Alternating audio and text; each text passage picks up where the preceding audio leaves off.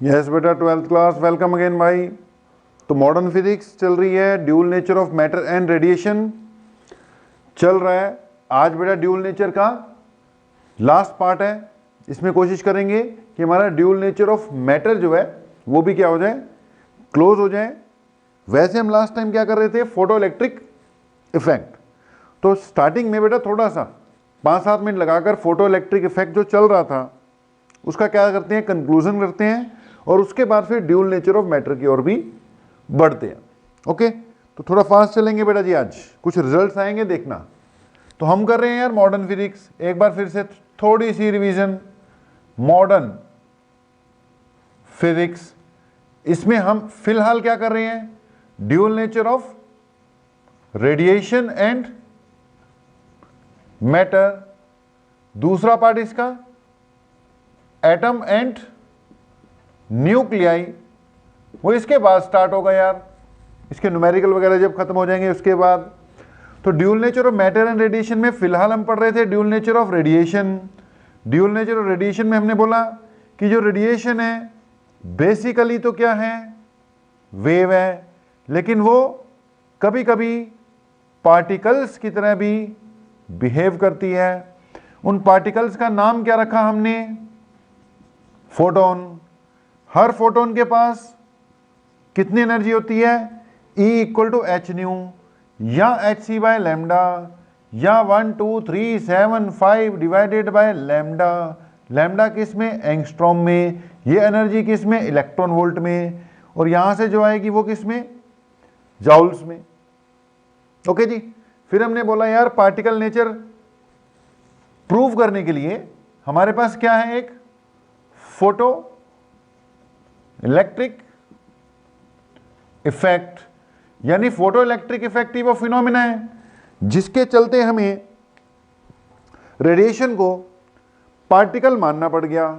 और उसके बाद हम क्या स्टडी कर रहे थे, बेसिकली फोटो इलेक्ट्रिक इफेक्ट ही स्टडी कर रहे थे यार।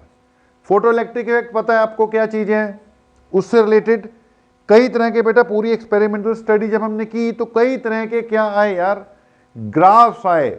मैं बोल रहा हूं ग्राफ्स बहुत बहुत बहुत इंपॉर्टेंट हैं, और उसी में एक आइंस्टाइन्स फोटो इलेक्ट्रिक इक्वेशन भी आई। तो इन्हें नट शेल उन ग्राफ्स को भी थोड़ा सा जल्दी जल्दी एक बार रिवाइज कर रहा हूं, कुछ एक बातें नहीं आ जाएंगी बीच में, उनको भी अपना नोट वोट कर रख लेना। ओके, तो अगर हम ग्राफ देखें तो सबसे पहला ग्राफ हमने बनाया था किस किस के बीच में, photo electric current versus intensity of incident light. Intensity बढ़ाने से फोटो इलेक्ट्रिक करंट बढ़ जाता है, एक ये बात हो गई थी। दूसरा ग्राफ हमने बनाया था फ्रीक्वेंसी वर्सेस, एक तरफ क्या फ्रीक्वेंसी, एक तरफ क्या फोटो इलेक्ट्रिक करंट। तो उसमें हमने बोला था भैया थ्रेशोल्ड फ्रीक्वेंसी नाम की एक चीज है, it is that frequency below which no photo electric effect will take place. तो इससे नीचे तो फोटो इलेक्ट्रिक इफेक्ट ही नहीं होगा, मतलब इजेक्शन ही नहीं होगी, तो करंट का तो सवाल ही पैदा नहीं होता। इसको क्रॉस करते एकदम फोटो इलेक्ट्रॉन्स आ जाएंगे, करंट आ जाएगा। उसके बाद फ्रीक्वेंसी बढ़ाने से खैर फोटो इलेक्ट्रिक करंट को बहुत ज्यादा फर्क तो पड़ता नहीं है। एक ये ग्राफ था यार। फिर तीसरे नंबर पे अपना ग्राफ था बिटवीन एनोड पोटेंशियल, एक तरफ क्या था एनोड पोटेंशियल और दूसरी तरफ फोटो इलेक्ट्रिक करंट। इसकी शेप कुछ ऐसी आती है, इसको क्या बोला था, स्टॉपिंग पोटेंशियल। अगर बेटा ये स्टॉपिंग पोटेंशियल है तो kinetic energy, maximum kinetic energy of ejected electron क्या आएगी, ईवी नॉट। रिजल्ट किस में, जाउल्स में। अगर स्टॉपिंग पोटेंशियल वी नॉट है तो जो इजेक्टेड इलेक्ट्रॉन्स हैं उनके पास मैक्सिमम काइनेटिक एनर्जी कितनी होगी, ई वी नॉट जॉल्स। या फिर मैक्सिमम काइनेटिक एनर्जी होगी वी नॉट, लेकिन ये रिजल्ट किस में, इलेक्ट्रॉन वोल्ट में। ये भी बात हमने बताई थी कि अगर स्टॉपिंग पोटेंशियल है 2 electron volt, sorry 2 volt, stopping potential is 2 volt, तो जो इजेक्टेड इलेक्ट्रॉन्स हैं उनकी मैक्सिमम काइनेटिक एनर्जी कितनी होगी, 2 इलेक्ट्रॉन वोल्ट। न्यूमेरिकली सेम हो जाते हैं, जॉल्स में लेना हो, इसे मल्टीप्लाई करते हैं। फिर हमने एक और ग्राफ बनाया कि स्टॉपिंग पोटेंशियल वर्सेस, एक तरफ स्टॉपिंग पोटेंशियल है, दूसरी तरफ करंट है, लेकिन अलग अलग इंटेंसिटीज के लिए। तो अगर ग्राफ इस टाइप का आ जाए तो समझ लो फ्रीक्वेंसी सेम है तीनों केसेस में, लेकिन इंटेंसिटी अलग अलग है। अगर इसको I1 बोलता हूं, इसको I2 बोलता हूं, इसको I3 बोलता हूं, अगर ये फ्रीक्वेंसी ν1 पे है, ये ν2 पे है, ये ν3 पे है, क्योंकि बेटा जी स्टॉपिंग पोटेंशियल तीनों केस में क्या ले रहे हैं, सेम ही आ रहा है। तो इस स्थिति में हम कहेंगे कि जो इंसिडेंट लाइट है उसकी फ्रीक्वेंसी तो तीनों केस में क्या है, सेम ही है, लेकिन जिसमें सबसे ज्यादा सैचुरेशन करंट आ रहा है उसकी इंटेंसिटी सबसे ज्यादा है। तो आज के लेक्चर की जो स्टार्टिंग इंट्रोडक्शन है ना बेटा, इसको देखने के लिए प्रीवियस लेक्चर लगाना जरूरी है। उसका हमने एंड किया था। अब इन अ नटशेल जो भी अपने पास रिजल्ट्स आए थे उनको हम एक ही जगह पर कवर अप कर रहे हैं। ओके, उसके अलावा नेक्स्ट जो हमने ग्राफ बनाया था वो फिर से photoelectric current versus anode potential था, लेकिन अगर अलग अलग फ्रीक्वेंसीज और इंटेंसिटी सेम रख दें तो ये ग्राफ की शेप तो चलो यही रहेगी, लेकिन यहां फर्क किसका पड़ा था, स्टॉपिंग पोटेंशियल का। इंटेंसिटी तीनों केस में क्या रहेगी, सेम। अगर बेटा पहला ग्राफ इंटेंसिटी I1 पे बनाया, दूसरा I2 पे बनाया, तीसरा इंटेंसिटी I3 पे बनाया, फर्स्ट फ्रीक्वेंसी ν1 के लिए, सेकंड ν2 के लिए और थर्ड वाला ν3 के लिए, तो ये फर्स्ट वाले का स्टॉपिंग पोटेंशियल है, ये सेकंड केस का और ये थर्ड केस का। क्योंकि स्टॉपिंग पोटेंशियल सबसे ज्यादा किस में है, फर्स्ट केस में है, तो जाहिर सी बात है ν1 ग्रेटर देन ν2 ग्रेटर देन ν3 है, लेकिन सैचुरेशन करंट तीनों केस में क्या है, सेम है। इसका मतलब इंटेंसिटी तीनों केस में सेम है। मैंने फिर बोला इस पार्ट को समझने के लिए भैया प्रीवियस लेक्चर लगाना जरूरी है। प्रीवियस लेक्चर के जो रिजल्ट्स आए हैं वो मैं एक ही जगह पर लेकर आ रहा हूं, ओके, ताकि थोड़ी सी क्या हो जाए, रिवीजन हो जाए। उसके बाद फिर न्यूमेरिकल्स वगैरह तो आपके चलो चल ही रहे हैं। एक ग्राफ और था यार, लास्ट वाला, वो और इंपॉर्टेंट था, वो सबसे अलग ही था।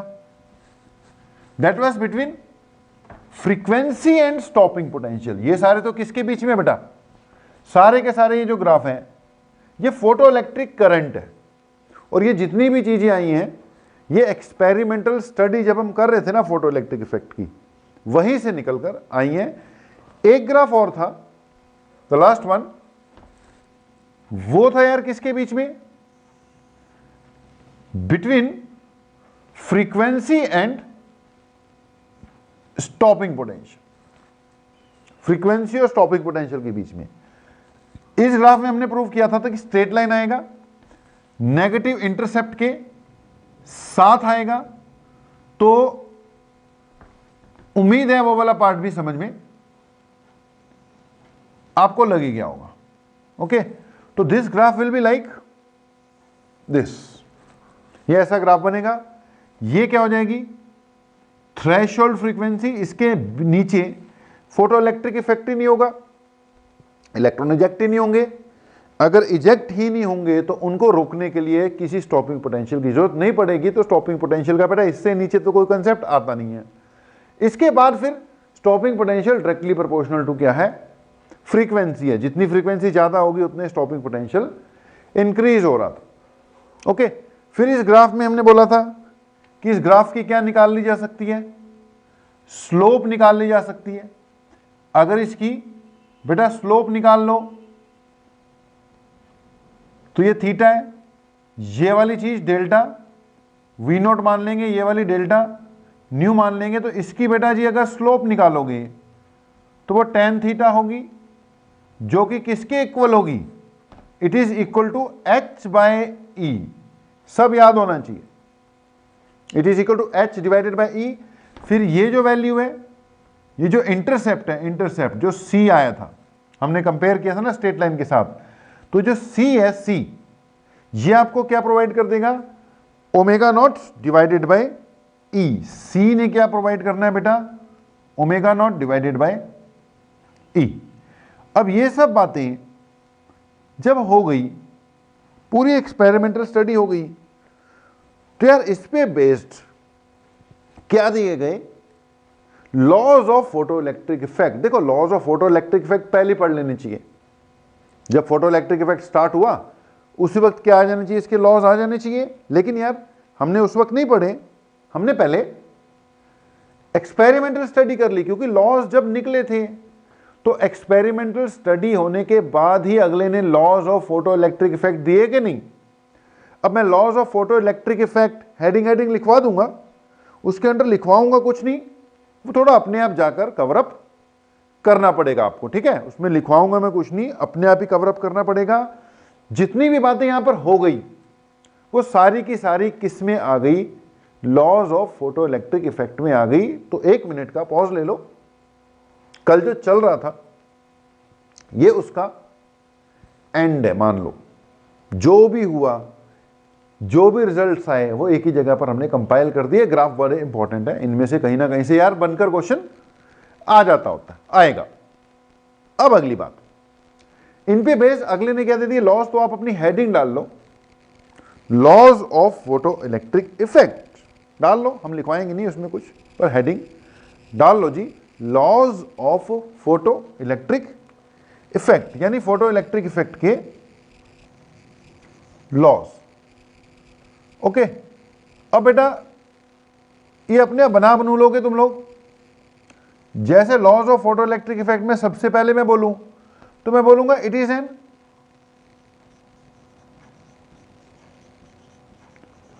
Instantaneous process. इंस्टेंटेनियस मतलब फोटो इलेक्ट्रॉन्स को इजेक्ट होने में कोई समय वमय नहीं लगता, इंस्टेंटली हो जाते हैं। फोटॉन्स आए, टकराए, इलेक्ट्रॉन इजेक्ट हो गए, बात खत्म। बीच में टाइम गैप कह रहा ना के बराबर है। It's an instantaneous process. Photons आएंगे, मेटल सरफेस पे स्ट्राइक करेंगे, इलेक्ट्रॉन्स एकदम इजेक्ट हो जाएंगे। तो it is an instantaneous process. ये सबसे अलग है, बाकी इसी में है। बाकी बेटा फोटो इलेक्ट्रिक इफेक्ट में जो लॉज हैं वो यहीं से बनू के लिखे जाएंगे। जैसे एक लॉ ये भी है, first law, second law, third law, ऐसा कुछ नहीं है। लॉज में कुछ आपने जो पॉइंट्स है ना बस वो लिख देने हैं। वो न्यूटन्स लॉ की तरह नहीं है, पहले है तो पहले नंबर पे यही लिखना है, दूसरे नंबर पे यही लिखना है। Laws of photo electric effect में जो पॉइंट्स निकले हैं, कंक्लूजन निकले हैं, बस उसको आपने क्या कर लेना है, कंपाइल कर देना है। तो पहले नंबर पे तो चलो यही लिख दो, it is an instantaneous process. फिर एक लॉ आता है कि जो फोटो इलेक्ट्रिक करंट है it is directly proportional to intensity of incident light. वो यही चीज है, photo electric current is directly proportional to intensity of incident light. जितनी इंटेंसिटी आ जाएगी इंसिडेंट लाइट की, उतना ही फोटो इलेक्ट्रिक करंट क्या होगा, ज्यादा होगा। या एक लॉ बन जाएगा कि there exist a minimum frequency below which photo electric effect does not take place. अगले ने स्टडी किया, स्टडी करते करते उसे पता लगा कि यार ऐसा ग्राफ बन रहा है। अब ये ग्राफ उसने स्टडी करने के बाद ही बनाया ना, अब उसमें कंक्लूजन उसका क्या है कि जी एक फ्रीक्वेंसी है जिसके नीचे फोटो इलेक्ट्रिक इफेक्ट हो ही नहीं रहा। ये दोनों ग्राफ ये चीज को बता रहे हैं कि एक पर्टिकुलर फ्रीक्वेंसी है जिसके नीचे फोटो इलेक्ट्रिक इफेक्ट हो ही नहीं रहा। तो एक लॉ ये भी हो सकता है क्या, लिखना ही है।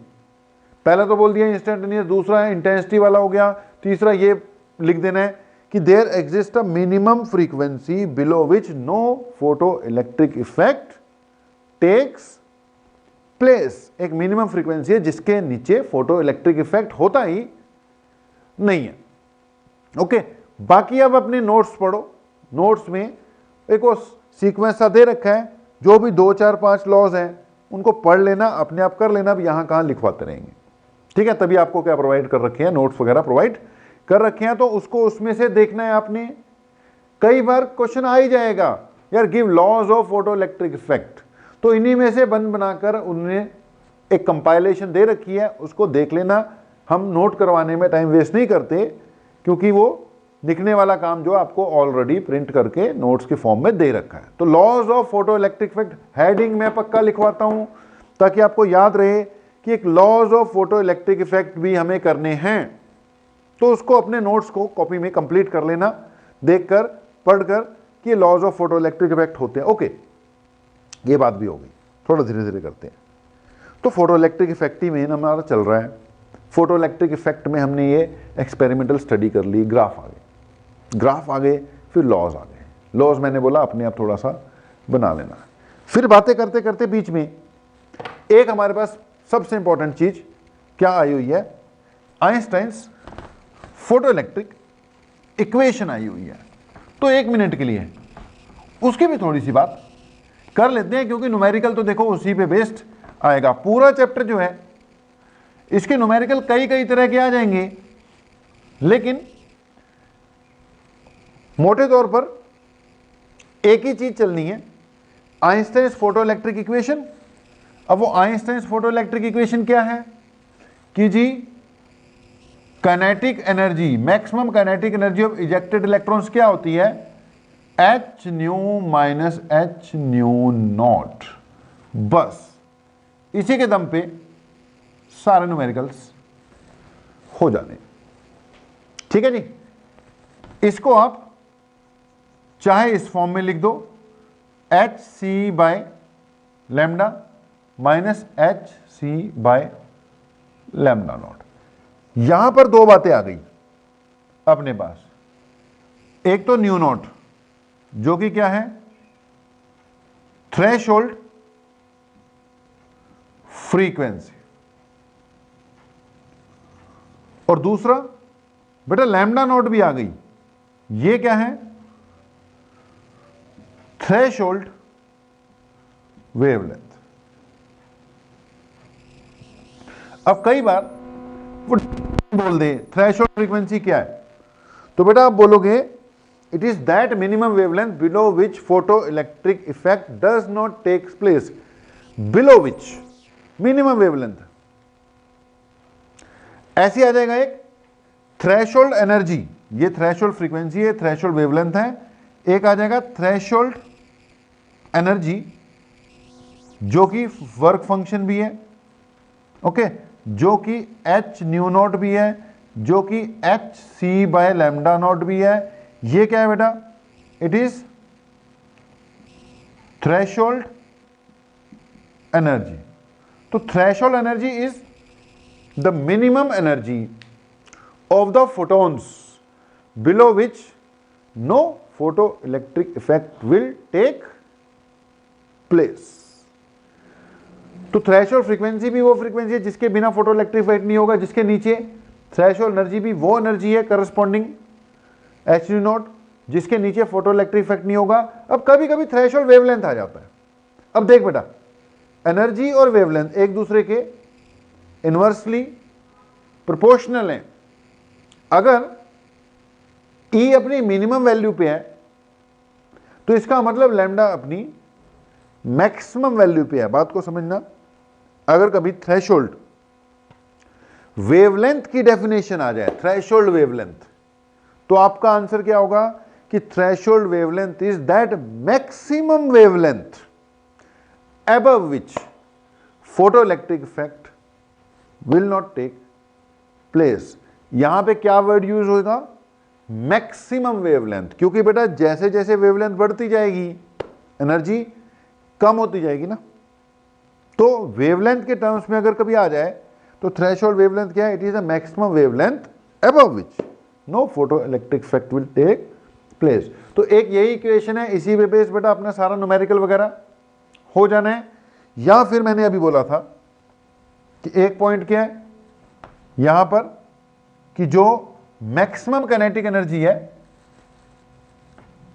ई मैक्स, एक तो यहां से आ जाएगी, ओके, ये जो ई नोट है बेटा, ये चीज नहीं है। ई नोट तो मैंने किसको लिखा है, इस वैल्यू को HC बाय लैम्डा नोट को ई नोट लिखा है, जो मैक्सिमम काइनेटिक एनर्जी है, मैंने पहले भी लिखा था। It is equal to EV naught, where V naught is stopping potential joules में, या फिर it is equal to V naught, where V naught is stopping potential, answer किसमें, इलेक्ट्रॉन वोल्ट में। ये maximum kinetic energy of ejected electrons है। तो इससे यार ये जो फोटो इलेक्ट्रिक इफेक्ट और ये जो ड्यूल नेचर ऑफ रेडिएशन वाला पार्ट खत्म हुआ। उसके अलावा फिर फोटो इलेक्ट्रिक इफेक्ट की एप्लीकेशन उनको अपने आप तुम लोग पढ़ते रहना, नोट्स में जितना दे रखा होगा। ओके, अब अगली बात हम स्टार्ट करने जा रहे हैं, ड्यूल नेचर ऑफ मैटर। इसको नोट कर लो, अगली बात ड्यूल नेचर ऑफ मैटर देखते हैं बेटा। तो ड्यूल नेचर ऑफ रेडिएशन वो क्लोज किया। अब अगली बात है ड्यूल नेचर ऑफ मैटर। अब पॉइंट ये है यार कि हमने बोला, कई बार बोल दिया खैर, कि जो रेडिएशन है वो बेसिकली क्या है, वेव है ना। बेसिकली तो वेव है, लेकिन वो पार्टिकल की तरह भी बिहेव कर गई, पार्टिकल्स की तरह भी बिहेव कर गई, कि जी वो पार्टिकल्स के फॉर्म में भी चल रही थी, फोटॉन्स हमने उनका नाम दिया, उनके पास एनर्जी होती है। अब अगली बात ये आई कि ये तो चलो लोगों ने बता दिया, आइंस्टाइन ने नोबेल प्राइज जीत लिया, आइंस्टाइन फोटो इलेक्ट्रिक इक्वेशन आ गई, सब हो गया। अब कुछ लोग ये सोचने लग गए कि यार अगर रेडिएशन जो कि एक वेव है पार्टिकल की तरह बिहेव कर सकती है, तो जो पार्टिकल्स हैं, पार्टिकल्स वो वेव की तरह भी बिहेव करते होंगे। वो कहते हैं नेचर लव सिमेट्री, अगर ऐसा होता तो वैसा भी होता होगा, वैसा होता तो ऐसा होगा। तो लोग इसमें लग पड़े क्या प्रूव करने के लिए, कि जो पार्टिकल्स होते हैं ना, पार्टिकल्स यानी कि जो मैटर है, वो प्रूव करने में लग गए कि यार किसकी तरह बिहेव करता होगा, वेव की तरह बिहेव करता होगा। और खैर उसमें उनको कामयाबी भी मिली। आगे चलकर प्रूव हुआ कि जैसे रेडिएशन पार्टिकल्स की तरह बिहेव करती है, यानी जो वेव है वो मैटर की तरह बिहेव करती है, तो जो मैटर है यानी पार्टिकल्स हैं, यानी कि जो मास है वो वेव की तरह भी बिहेव करता होगा। तभी अब यहां पे पॉइंट आ रहा है ड्यूल नेचर ऑफ मैटर। पहले क्या पढ़ रहे थे, ड्यूल नेचर ऑफ रेडिएशन पढ़ रहे थे, अब क्या पढ़ रहे हो, dual nature of matter. Okay, अब यहां पे फोटोन से ही आगे बढ़ाएंगे बात को। तो इतना तो प्रूव किया, आपने सुना होगा एक वो डी ब्रोगली है ना, एक डी ब्रोगली हाइपोथेसिस होती है आपकी। हाइपोथेसिस मतलब अर्ध सत्य, कि जी एक्सपेरिमेंटली प्रूव नहीं है, लेकिन सब कुछ रिजल्ट वगैरह निकालकर थ्योरेटिकली देख लिए हुए हैं। तो एक डी ब्रोगली हाइपोथेसिस पढ़ी होगी आपने केमिस्ट्री में, उसमें आपने पढ़ा होगा कि जी देयर इज, क्या है डी ब्रोगली हाइपोथेसिस, कि there is a wave associated with every particle. वो कहता है हर पार्टिकल के साथ एक करस्पॉन्डिंगली वेव एसोसिएटेड होती है। तो बात वही होगी ना, पार्टिकल मतलब मैटर। तो हर मैटर, हर पार्टिकल के साथ एक वेव एसोसिएटेड होती है, यानी वो वेव की तरह भी बिहेव करता है। तो ठीक है, मान लिया, ज्यादा हम घुसेंगे नहीं बात में, रिजल्ट देके बात खत्म करेंगे। न्यूमेरिकल निकालने हमने कि हमने कंक्लूजन दे दिया यार कि डी ब्रोगली जैसे बंदों ने, सबसे ज्यादा नाम तो खैर डी ब्रोगली का ही है, बताया हुआ है कि every matter, every material particle has a wave associated with it, जिसको हम कहते हैं डी ब्रोगली वेव, और करस्पॉन्डिंग वेवलेंथ को कहते हैं डी ब्रोगली वेवलेंथ। पढ़ा हुआ है, जल्दी खत्म कर दी मैंने बात। क्या कहकर कि जी इन लोगों ने बताया हुआ है कि एवरी पार्टिकल, अच्छा वो पार्टिकल कैसा होना चाहिए, मूविंग होना चाहिए। तो every particle has a wave associated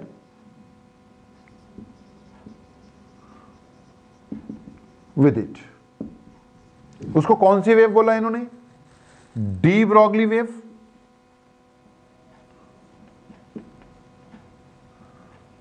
और बेटा करस्पॉन्डिंग वेवलेंथ, अब वेव होगी तो उसकी कुछ ना कुछ वेवलेंथ भी होगी, और उस वेवलेंथ को क्या बोला? डी ब्रॉगली वेवलेंथ, है ना। करस्पॉन्डिंग वेवलेंथ को क्या बोल दिया? डी ब्रॉगली वेवलेंथ बोल दिया। अच्छा, डी ब्रॉगली वेवलेंथ की एक्सप्रेशन कैसे निकाली? फोटोन से निकाली, ठीक है। पहले क्या बोला कि मान लो जी एक फोटोन है, फोटोन के पास कितनी एनर्जी होती है? H nu. अगर फोटोन के करस्पॉन्डिंग कुछ मास भी हो तो रिलेशन बनेगी E equal to m c square. Photon से स्टार्ट किया कि फोटोन के पास ये एनर्जी होती है, वो तो है ही है। अगर फोटोन का भी करस्पॉन्डिंग कोई मास होता, हमने बात की उसका रेस्ट मास तो नहीं होता, लेकिन मास कुछ तो एज्यूम किया जा सकता है ना, क्योंकि वो पार्टिकल की तरह बिहेव कर रहा है, तो करस्पॉन्डिंग मास भी होगा। तो मास के corresponding E equal to m c square लगाया जा सकता है। दोनों को इक्वेट कर दो यार, h nu equal to m c square. H nu को हम एच सी बाय लैम्डा लिख सकते हैं। एम सी स्क्वायर एक सी कैंसिल हो गया, यहां से h by lambda equal to mass into velocity हो गया ना। ये उस फोटोन का क्या हो गया? मोमेंटम हो गया। हमने पहले भी बताया था जब फोटोन की प्रॉपर्टीज पढ़ रहे थे तो कि फोटोन का मोमेंटम क्या होता है? एच बाय लैम्डा होता है।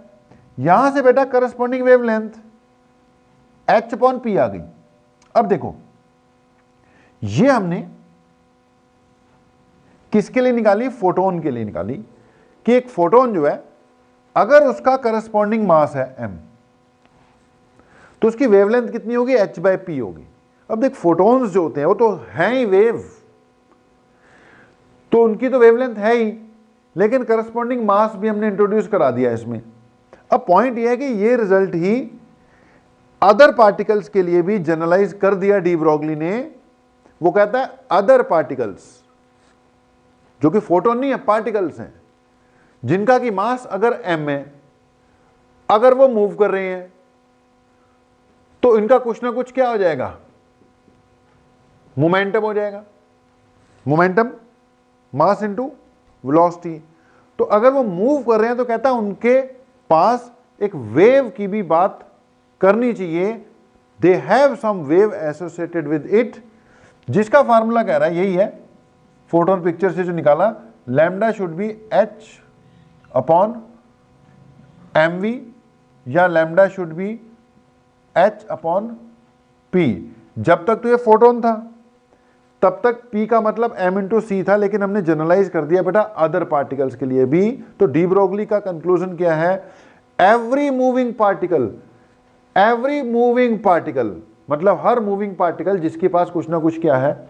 स्पीड है, they have a corresponding wavelength. और ये प्रूव किया हुआ, आगे इसको प्रूव भी किया हुआ है, इससे रिलेटेड जो बातें निकली हैं उनका यूज भी हो रहा है। तो बात ऐसी तुक्का नहीं है कि every moving particle has a wave associated with it which is termed as de Broglie wavelength. बात को खत्म करते हैं। मान लो कि हर पार्टिकल के पास एक वेव होती है, यानी मैटर भी वेव की तरह बिहेव करता है। मैटर का भी ड्यूल नेचर है, मास तो उसका अपना चलो है सो है, लेकिन जब वो चलने लग जाएगा तो करस्पॉन्डिंगली उसके पास एक वेव भी होती है, जिसका फार्मूला क्या होता है? Lambda equal to h upon m v, या lambda equal to h upon p. This is termed as de Broglie wavelength. इसको क्या कहते हैं हम? डी ब्रोगली वेवलेंथ कहते हैं। दो चार बातें डी ब्रोगली वेवलेंथ की बेटा जी कर लेते हैं, क्योंकि करना तो इस पे क्या है बेटा? हमने न्यूमेरिकली करना है। इस पे हमें क्या आएंगे? मेनली न्यूमेरिकल्स ही आएंगे। तो एक तो lambda equal to h upon p या एच अपॉन एम वी आपने क्या कर लिया? याद कर लिया जी, ठीक है जी। कभी कभार वो पूछ सकता है कि डी ब्रोगली वेवलेंथ की कुछ पॉइंट्स बताओ, बातें बताओ। तो जो डी ब्रोगली वेवलेंथ है वो कितनी आ गई यार? एच अपॉन एम वी आ गई या एच अपॉन पी आ गई। ठीक है, अब पहली बात तो ये है, if particle is at rest, अगर वो पार्टिकल रेस्ट पे है, देखो रेस्ट पे है तो मोमेंटम क्या हो जाएगा, जीरो हो जाएगा, तो उसकी डी ब्रोगली वेवलेंथ कितनी आ जाएगी, इंफिनिटी आएगी। अब वेवलेंथ ये होती है, ये वेवलेंथ इंफिनिटी का मतलब वो सीधा ही चल रहा है, वेव के फॉर्म में नहीं है। मतलब अगर वो है ही बेटा रेस्ट पर, तो उसके करस्पॉन्डिंगली कोई वेवलेंथ वगैरह का कंसेप्ट नहीं आना। अगर ये जीरो कर दोगे तो लैम्डा तो इंफिनिटी की ओर बढ़ रही है, मतलब कोई वेवलेंथ नहीं होती है। ओके, अच्छा एक और पॉइंट है यहां पर कि लैम्डा जो है वो इनवर्सली प्रोपोर्शनल टू क्या है, मास। ओके, अब अगर मास डे टू डे लाइफ वाला है,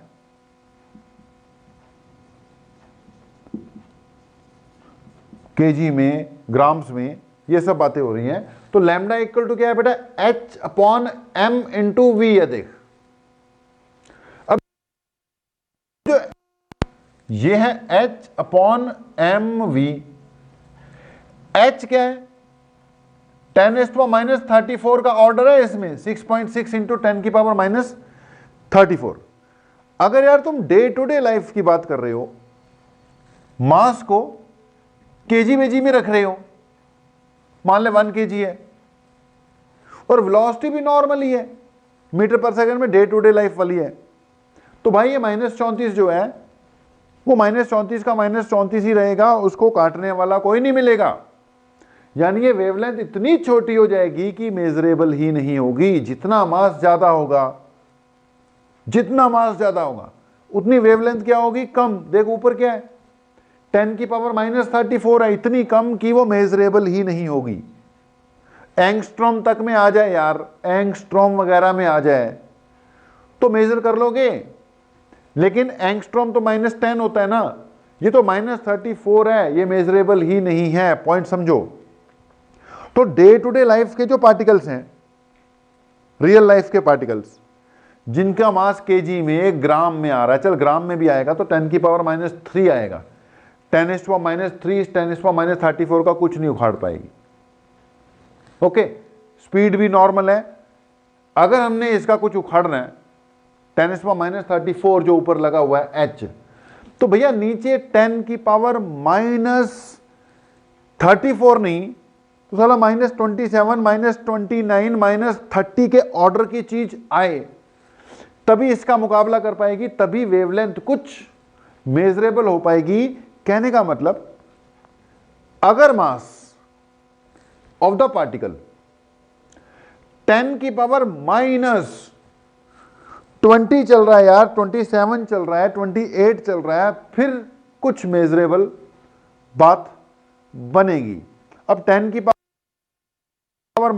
1, ये सब फिर किसका होता है, इलेक्ट्रॉन, प्रोटॉन, न्यूट्रॉन का होता है। अगर इलेक्ट्रॉन की बात करो तो उसके मास में 10 की पावर -31 है, प्रोटॉन की बात करो 10⁻27 है, न्यूट्रॉन की बात करो 10⁻27 है केजी में, ऐसा ही सिस्टम में। तो ये भी तो ऐसे में लिखा ना, हम -31 जब नीचे लगेगा तो -34 का मुकाबला कर लेगा, कुछ ना कुछ वेवलेंथ आएगी। चल इससे भी आ जाएगी, चल इससे भी आ जाएगी, डे टू डे लाइफ के पार्टिकल से तो आने वाली नहीं है।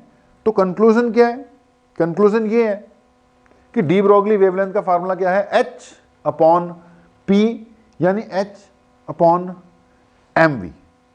बोलने के हिसाब से तो सही है, every particle has a wave associated with it.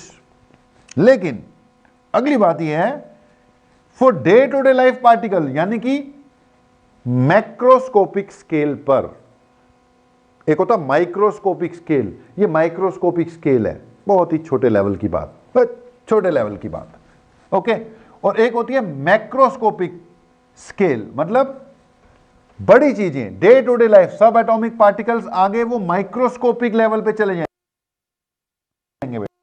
D Broglie wavelength होती है h/p, लेकिन डे टू डे लाइफ वाले जो पार्टिकल्स हैं उनकी डी ब्रोगली वेवलेंथ कोई मेजरेबल नहीं आती। इसलिए डे टू डे लाइफ में तो जो पार्टिकल्स वगैरह होते हैं उसमें मान के चलते हैं कि they are travelling in straight line, उनकी कोई वेव वो नहीं होती। छोटे मोटे सब एटॉमिक पार्टिकल्स हैं उनकी जरूर वेवलेंथ होती है। तो जब भी डी ब्रोगली वेवलेंथ की बात होगी तो इन छोटे मोटे पार्टिकल्स के बारे में ही होगी। ओके जी, अब इसी बात को आगे बढ़ाते हुए हम क्या करने जा रहे हैं, एक कई बार ना बोर्ड में बड़ा क्वेश्चन आता है, calculate D Broglie wavelength of electron. देख अभी अभी मैंने बोला कि एक फुटबॉल है, एक लेदर वाली बॉल है, वो क्रिकेट वाली या टेनिस की बॉल है, इनको तूने फेंका, इनकी डी ब्रोगली वेवलेंथ निकालेगा तू, स्पीड जितनी मर्जी हो, इनका मास ग्राम्स में आ रहा है, 10⁻³ है, ऊपर 10⁻34 चल रहा है, ये उसका मुकाबला नहीं कर पाएंगे, वेवलेंथ ना के बराबर आ जाएगी, बहुत कम, अनमेजरेबल। लेकिन अगर मैं बोल दूं यार इलेक्ट्रॉन की डी ब्रोगली वेवलेंथ निकाल, तो निकल जाएगी यार वो तो कुछ ना कुछ। जब वैल्यू पुट करूंगा h की जगह 10⁻34 है, मास ऑफ इलेक्ट्रॉन 10⁻31 के ऑर्डर का होता है, तो कुछ ना कुछ आंसर आएगा। तो इलेक्ट्रॉन, प्रोटॉन, न्यूट्रॉन, इनकी डी ब्रोगली वेवलेंथ जरूर कैलकुलेट की जा सकती है। तो मैंने बोला बोर्ड में तुम्हारे कॉम्पिटिटिव में तो आते आते हैं, एक क्वेश्चन बड़ा आम सा है कि calculate D Broglie wavelength of an electron. अच्छा, इलेक्ट्रॉन की डी ब्रोगली वेवलेंथ निकालनी है तो उसके पास कुछ ना कुछ एनर्जी भी तो चाहिए, रेस्ट पे तो होगी नहीं, उसकी कुछ ना कुछ क्या चाहिए, स्पीड भी होनी चाहिए। तो चल हेडिंग ही डाल ले, calculate de Broglie wavelength of an electron, de Broglie wavelength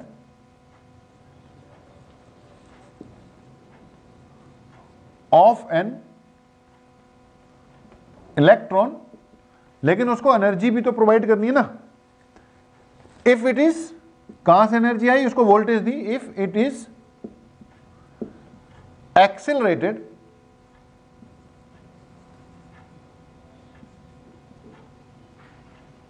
through a potential difference, पूरा लिख लेना भाई, बाद में याद नहीं रहेगा।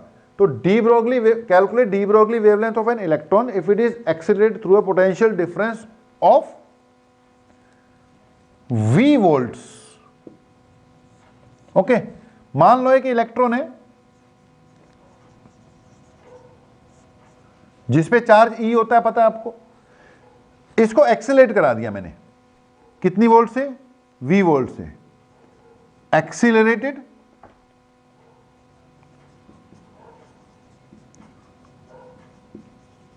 Through V volts.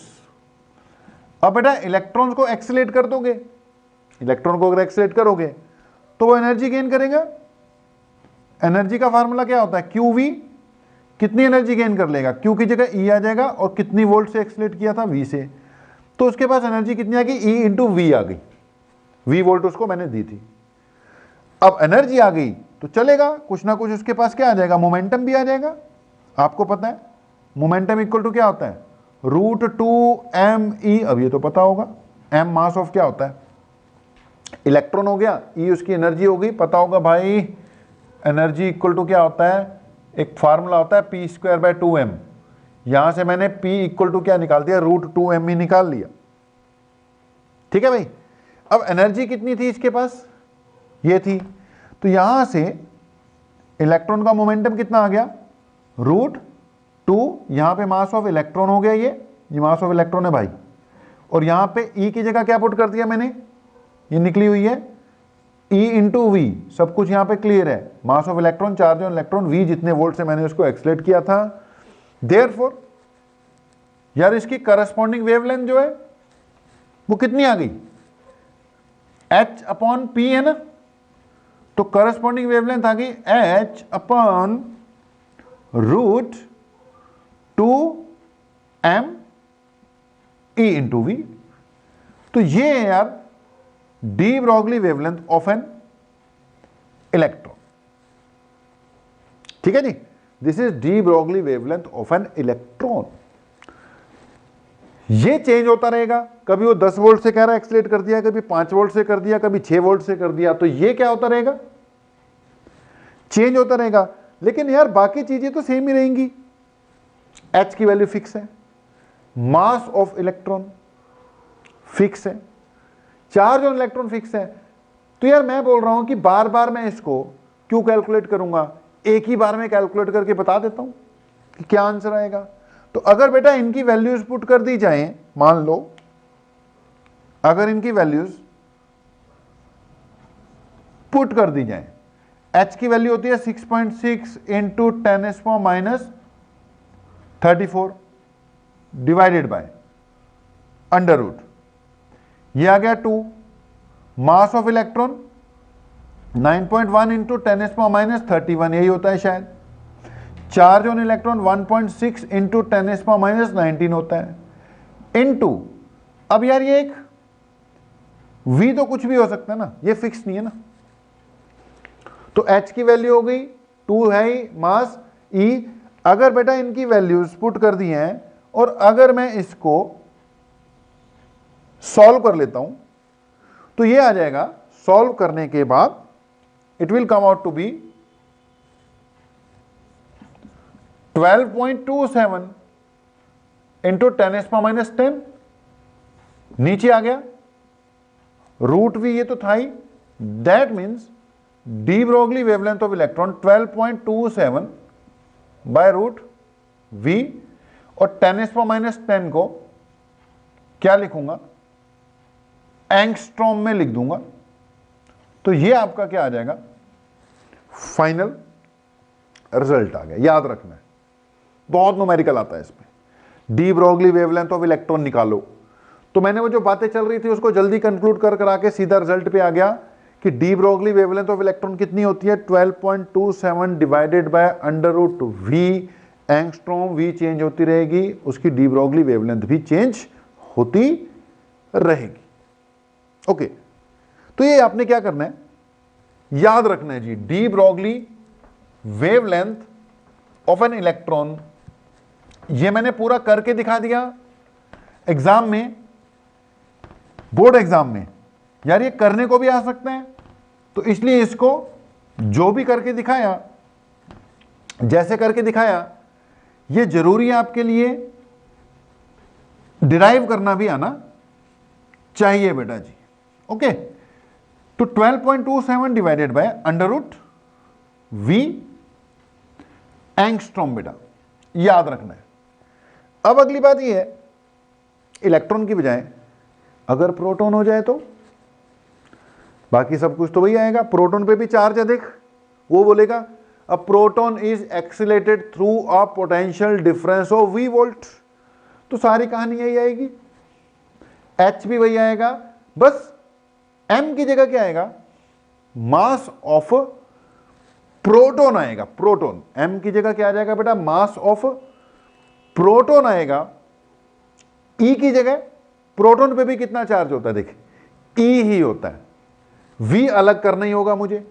तो अगर बेटा प्रोटॉन के लिए मैं ये, जैसे मैंने अभी इलेक्ट्रॉन के लिए पुट की ना, अगर किसके लिए, प्रोटॉन के लिए पुट करते हैं, तो D Broglie wavelength of proton, अगर बेटा ये वैल्यूज पुट कर कर सॉल्व कर दूं तो प्रोटॉन की आ जाएगी de Broglie wavelength 0.286 by root we.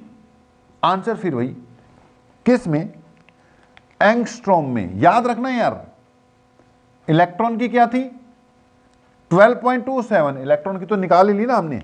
D Broglie wavelength for electron कितनी थी, it was 12.27 divided by under root v angstrom. This is de Broglie wavelength of electron. ठीक है, ये किसकी आ गई, de Broglie wavelength of a proton. अच्छा, ऐसे ही फिर वो इलेक्ट्रॉन की होगी, प्रोटॉन की होगी। कभी कभी कह देगा वो डी ब्रोगली वेवलेंथ किसी ने चलो ड्यूट्रॉन की, एक ड्यूट्रॉन भी होता है, सुना होगा आपने कि एक होता है ड्यूट्रॉन।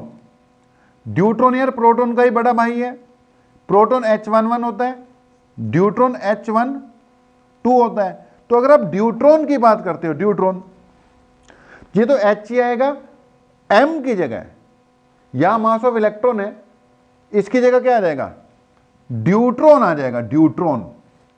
ड्यूट्रॉन का मास कितना लेंगे, जितना प्रोटॉन होता है उससे क्या होता है, डबल होता है। मतलब आपको यहां पे मास ऑफ ड्यूट्रॉन पुट करना पड़ेगा, चार्ज ऑन ड्यूट्रॉन यही ले लेंगे हम, E ही आएगा। अब इसको सॉल्व करोगे ड्यूट्रॉन को, तो बेटा इसकी आ जाएगी 0.202 divided by under root v. तुम्हें डायरेक्ट याद करने होंगे यार, ड्यूट्रॉन की डी ब्रोगली वेवलेंथ कितनी आ जाएगी, 0.202 divided by under root v angstrom. या फिर कभी कभी आ जाएगा किसकी निकाल ले, अल्फा पार्टिकल की। अब अल्फा पार्टिकल जो होता है उसका मास 4 एटॉमिक मास यूनिट है और चार्ज 2 इंटू ई लेना पड़ेगा। तो अगर अल्फा पार्टिकल की जगह करोगे तो मास ऑफ किसका पुट होना है बेटा, अल्फा पार्टिकल। वो प्रोटॉन के कंपैरिजन में 4 गुना ज्यादा होता है, जो ई है वो 2 गुना जाता है। अगर इसको सॉल्व करोगे तो it will be come out to be 101 by root v, answer फिर वही एंगस्ट्रॉम में। ठीक है जी। तो इलेक्ट्रॉन की तो चलो निकालनी आनी चाहिए, प्रोटॉन की भी पता होनी चाहिए, ड्यूट्रॉन की भी पता होनी चाहिए, अल्फा पार्टिकल की भी पता होनी चाहिए, यहां तक कि न्यूट्रॉन की भी डी ब्रोगली वेवलेंथ पता होनी चाहिए। अब मान लो उसने हमें बोल दिया कि find de Broglie wavelength of a neutron, neutron बोला उसने, find de Broglie wavelength of a neutron. अब देख, ये जो अल्फा पार्टिकल था, इलेक्ट्रॉन था, प्रोटॉन था, ड्यूट्रॉन था, सब चार्ज पार्टिकल हैं, सबको आप एक्सीलेट कर सकते हो, कुछ वोल्टेज लगाकर आप क्या कर सकते हो, एक्सीलेट कर सकते हो। लेकिन न्यूट्रॉन तो न्यूट्रल है। अब उसमें डी ब्रोगली वेवलेंथ तो बेटा न्यूट्रॉन की आ जाएगी, लेकिन न्यूट्रॉन के बारे में यह नहीं कह सकते कि find de Broglie wavelength of neutron if it is accelerated through a potential difference of v volt ना। Potential difference of v volt वाली जब बात करोगे तब आप चार्ज पार्टिकल्स के लिए ही कर सकते हो बेटा। सिर्फ किसके लिए कर सकते हो, चार्ज पार्टिकल्स के लिए ही कर सकते हो। अगर आप न्यूट्रल पार्टिकल्स जो कि न्यूट्रॉन जैसे हैं उनकी बात करते हो तो आपको उसकी एनर्जी जो है ना वो डायरेक्टली ही प्रोवाइड करनी पड़ेगी।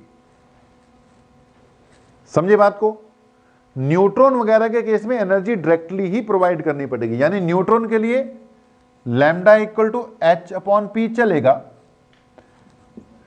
H upon under root 2me चलेगा, लेकिन E की जगह वो जो EV पुट कर रहे थे ना, ये नहीं चलेगा, क्योंकि आप वोल्टेज लगा ही नहीं सकते, वो एक्सीलेट होगा ही नहीं। आपको एनर्जी किसी और तरीके से देनी पड़ेगी, डायरेक्ट एनर्जी पता होनी चाहिए। अगर आपको डायरेक्ट एनर्जी पता है तो न्यूट्रॉन के लिए चल H ठीक है, 2 तो चलो आएगा ही आएगा, यहां पे मास ऑफ न्यूट्रॉन आ जाएगा, यहां पे इसकी बेटा एनर्जी अलग से रखनी पड़ेगी। अगर इस चीज को सॉल्व कर दोगे इसको, तो यह आ जाएगा 0.286 और नीचे क्या आ जाएगा, एनर्जी। थोड़ा फर्क है, ये एनर्जी वोल्टेज से नहीं आई है। हां, याद ये भी आपको रख लेना चाहिए कि अगर मैं किसकी बात करता हूं, यहां लिख देते हैं न्यूट्रॉन की एनर्जी, कहां लिखे, यहां लिख देते हैं कि न्यूट्रॉन जो है, न्यूट्रॉन उसकी डी ब्रोगली वेवलेंथ निकालनी है तो कितनी आएगी भाई, 0.286 डिवाइडेड बाय अंडर रूट, बस यहां पे क्या लगेगा, इसकी एनर्जी लगेगी। ओके, एक बात और लास्ट, उसके बाद बात को खत्म ही कर देना है, इस पे बेस न्यूमेरिकल करनी है। अगर बेटा अपने पास पार्टिकल्स हैं टेम्परेचर की बात कर रहा है वो, बीच में क्या लगा देता है कि टेम्परेचर के हिसाब से अगर मुझे डी ब्रोगली वेवलेंथ चाहिए तो जो छोटे मोटे पार्टिकल्स है ना उनकी जो एनर्जी होती है, एनर्जी, एक ये भी फार्मूला कहीं ना कहीं पढ़ा होगा 11th क्लास में कि पार्टिकल्स के पास जो एनर्जी होती है वो 3/2 kT होती है। याद करो, K क्या है, बोल्ट्जमैन कांस्टेंट, T क्या है उसका, टेम्परेचर। तो अपने पास जो फार्मूला है वो क्या है कि lambda is equal to H/E है ना, सॉरी H/P, P की जगह क्या है √2mE है ना, E। अब अगर तो एनर्जी डायरेक्ट ही दे रखी हो तो ठीक है, एनर्जी को डायरेक्ट ही लिख दो। अगर न्यूट्रॉन था हमने उसकी वैल्यू पुट करके चल न्यूट्रॉन के लिए तो ये बना दिया, और किसी पार्टिकल के लिए उसके हिसाब से चल जाएगा। लेकिन बेटा अगर टेम्परेचर दे रखा हो तो मैं यहां पर ध्यान से देखना 2m, एनर्जी की जगह क्या लिख सकता हूं 3/2 kT। ठीक है, 2 से 2 कैंसिल हो जाएगा तो लैम्डा का फार्मूला क्या आ जाएगा H/√3m। अब डिपेंड करता है किस टाइप के क्वेश्चन आ रहे हैं, क्वेश्चन आते रहेंगे, इन सब एक्सप्रेशंस का यूज होता रहेगा। तो यार ये थे कुछ एक्सप्रेशंस किससे रिलेटेड, डी ब्रोगली वेवलेंथ से रिलेटेड। तो मैंने जो ड्यूल नेचर ऑफ मैटर वाला पार्ट है ना उसमें सीधा काम की बात पे आया हूं कि जिस पे बेस हमें क्या आ सकते हैं, न्यूमेरिकल्स वगैरह आ सकते हैं। तो इन रिजल्ट्स को क्या कर लेना, याद कर रख लेना। बाकी ड्यूल नेचर ऑफ मैटर जो हम पढ़ रहे थे उसमें और भी बहुत सी चीजें हैं, डी ब्रोगली वेवलेंथ के अलावा भी कई चीजें। लेकिन अब हम सिलेबस के हिसाब से लिमिट करें, फिर वही बात है, फैलना नहीं होता ज्यादा। सिलेबस के हिसाब से अपने आप को लिमिट कर दूं तो इतने से ही काम चल जाएगा अपना। ओके, एक बुक्स में और दिया होता है, कई बार आ जाएगा कि जी ये जो ड्यूल नेचर ऑफ मैटर है, मैटर, इसको प्रूव किसने किया था, तो बताया तो डी ब्रोगली ने था। इसको प्रूव करने के लिए एक डेविसन एंड जर्मर नाम के साइंटिस्ट थे, डेविसन एंड जर्मर नाम के साइंटिस्ट थे। उन पे बेस एक और एक्सपेरिमेंट दिया होता, सिलेबस में नहीं रहा इसलिए मैं करा नहीं रहा। लेकिन चलो थोड़ा सा बस 2 मिनट उसके बारे में बता देता हूं कि कई बार ना एक नाम आता है आमतौर पर, डेविसन एंड जर्मर एक्सपेरिमेंट। कौन सा भाई, डेविसन एंड, बात खत्म हो जाएगी ना इसको इनकी बात करके, डेविसन एंड जर्मर एक्सपेरिमेंट। अब डेविसन एंड जर्मर ने अपने एक्सपेरिमेंट ने प्रूव किया था कि जो इलेक्ट्रॉन्स हैं दे हैव वेव नेचर। मतलब प्रूव किसने किया था, डेविसन जर्मर ने। अब इलेक्ट्रॉन का वेव नेचर है, मतलब इलेक्ट्रॉन्स जो हैं वो वेव की तरह बिहेव कर रहे हैं। अब इलेक्ट्रॉन मैटर है, इसका मतलब मैटर वेव की तरह बिहेव कर रहा है। प्रूव कर दिया यार इन्होंने, प्रूव ही कर दिया था कि इलेक्ट्रॉन्स का कैसा नेचर है, वेव नेचर है। अब इलेक्ट्रॉन का वेव नेचर हो गया तो मतलब मैटर का वेव नेचर हो गया, मतलब मैटर जो मैटर तो था ही, वेव की तरह भी क्या कर रहा है, बिहेव कर रहा है। कैसे प्रूव किया इन्होंने, इन्होंने शो किया कि जो इलेक्ट्रॉन्स हैं वो क्या करते हैं, दे अंडरगो डायफ्रैक्शन, एक ब्रैग डायफ्रैक्शन होती है वो करते हैं। अब देख इन्होंने प्रूव कर दिया कि इलेक्ट्रॉन्स क्या करते हैं, डायफ्रैक्ट करते हैं, एक ब्रैग डायफ्रैक्शन होती है, ज्यादा डिटेल में नहीं, बस इतना बता रहा हूं। इन्होंने प्रूव कर दिया डेविसन जर्मर ने कि इलेक्ट्रॉन्स की डायफ्रैक्शन होती है, और डायफ्रैक्शन तो वेव्स की होती है। यानी इन्होंने क्या प्रूव कर दिया कि इलेक्ट्रॉन्स का नेचर कैसा है, वेव नेचर है। ओके, तो dual nature of matter prove किसने किया, बताया किसने, डी ब्रोगली ने। प्रूव किसने किया, डेविसन जर्मर ने। कैसे प्रूव किया, ये प्रूव कर दिया कि इलेक्ट्रॉन्स का कैसा नेचर होता है भैया, वेव नेचर। कैसे प्रूव कर दिया कि इलेक्ट्रॉन्स क्या कर रहे हैं, डायफ्रैक्ट करते हैं। ठीक है जी, बात खत्म। अब इलेक्ट्रॉन्स का वेव नेचर प्रूव हो गया, यानी वो वेव की तरह बिहेव करते हैं, यानी कई जगह पर जो काम लाइट से करवाया जाता था वो काम इलेक्ट्रॉन से करवाया जाना। एग्जाम्पल के तौर पर एक माइक्रोस्कोप होता है जिसको कहते हैं इलेक्ट्रॉन माइक्रोस्कोप। विच माइक्रोस्कोप? Electron microscope. अब जो इलेक्ट्रॉन माइक्रोस्कोप है that is based on wave nature of electrons.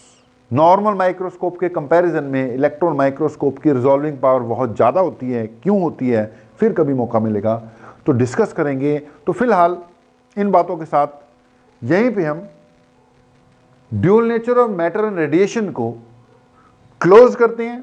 तो न्यूमेरिकल वाला पार्ट है बेटा, इसको करना। अब इसमें एक चीज और जो कि सिलेबस में नहीं है लेकिन उसका लेक्चर मैं आपको प्रोवाइड कर दूंगा, एक्सरेज। एक एक्सरेज की बेटा डिस्कशन है कॉम्पिटिटिव एग्जाम में, उसमें से आएगा ही आएगा। तो एक एक्सरेज वाला पार्ट है, एक लेक्चर में कंक्लूड करके वो मैं आपको लेक्चर प्रोवाइड कर दूंगा। अदरवाइज एज पर सीबीएसई सिलेबस हमारा टॉपिक कवर हो गए dual nature of matter and radiation में। पहले ड्यूल नेचर ऑफ रेडिएशन किया जिसमें बेसिकली फोटो इलेक्ट्रिक इफेक्ट ही है मेन। उसके बाद ये ड्यूल नेचर ऑफ मैटर में बेसिकली हमारे पास डी ब्रोगली का कंसेप्ट है, डी ब्रोगली वेवलेंथ है। मॉडर्न फिजिक्स में ही एक्सरेज भी आएंगी लेकिन उसको मैं अलग ही रख रहा हूं, सीबीएसई सिलेबस में नहीं है। लेकिन मेरी सजेशन होगी कि उसको भी कर लेना, एक लेक्चर एक्सरेज का आपको प्रोवाइड करेंगे। वैसे हमने dual nature of matter and radiation close कर दिया है। तो अभी तक के लिए इतना ही, बाकी मिलेंगे ब्रेक के बाद। तब तक आपसे विदा लेते हैं। Thank you very much.